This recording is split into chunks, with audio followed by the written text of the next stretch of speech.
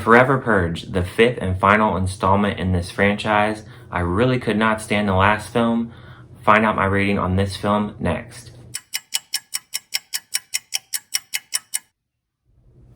Hi and welcome to my channel. This is Reviews with Ryan. Today's review is going to be on The Forever Purge. This is directed by Everaldo Gout. He has not directed any other films. The first three films were directed by James DeMonico, and I'm not sure who directed the fourth film off the top of my head, but I know that it was a different director as well.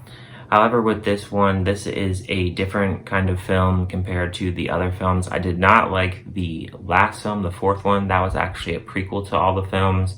That was my least favorite out of all of them. This fifth film takes place after the third film, after the election has happened. The film stars Josh Lucas, Will Patton, Cassidy Freeman, and Veronica Falcon. So all the rules are broken in this purge. Normally the purge is 12 hours and then at daybreak it is over. But in this film, the purge continues on beyond daybreak and the rules are broken. And it first takes place on this ranch and then it leads to the city.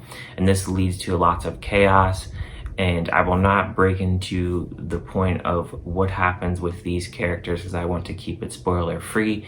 But something happens on a place on where they need to go, and that kind of sets up this whole story. I will say with this film, there is a lot of action. I don't feel like there's a lot of downtime, and I think that they did a good job of having action with talking and not too much talking with action. So supposedly this is supposed to be the last film in the franchise. These films continue on because they have such a low budget. This film had the most money spent out of all 5 films. It had an $18 million budget. So far has made $11 million. I'm sure it'll make its budget back.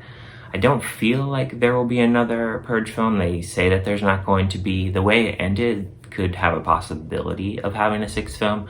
I think though that they need to stop here. I do think that this is a good stopping point with this film. I feel like the way that this film progressed, I feel like what else could they really do at this point? They've really explored all the possibilities of this. I did not watch the series, and I'm not sure if this one follows the series or where the series lies within the 5 films. After the 4th film, I was just really disappointed with the franchise and where it was going. I don't really know why we needed a prequel with the 4th film. I felt like with the 3rd film, they should have just continued on with the 4th film, but they decided to do a prequel. And you definitely can tell the different way with the direction of different directors when it hits the 4th film and then hits the 5th film. And these films have always been really political, and I understand where the kind of the times that we're in that some people may not want to deal with a political type film. But there are some important topics that could be discussed from this film. And I just think with this film, it just does a really good job of keeping the viewer interested as far as the action. There's plenty of action and there's plenty of stakes in this type of film. I do want to say with this kind of film, I felt like you get what you were going to come into this film. You kind of know what the Purge is about. You know what you're going to get from these kind of films, and that's what you get from this film. Now, this franchise has never really been my favorite. I will say with this film, it kind of gets me back into the franchise a little bit more because the 4th one just really disinterested me and I really didn't care about seeing the show.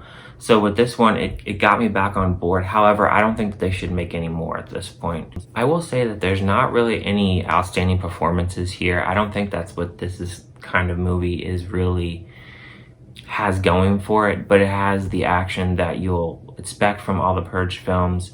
I'm going to give this film a 3.5 out of 5. It entertains me enough. It's not one of those films where I would probably buy. Maybe I'd watch it down the line again, but like I said, this is not one of my favorite franchises, but it does a good job of having the action and blending everything together. With that said, like, comment, subscribe. Let me know what you guys think of this film. I haven't seen a lot of marketing for this film, so it seems like they are pretty confident that they'll make their money back. I think they will. I just don't know if it's going to be in the range of what most of the films make.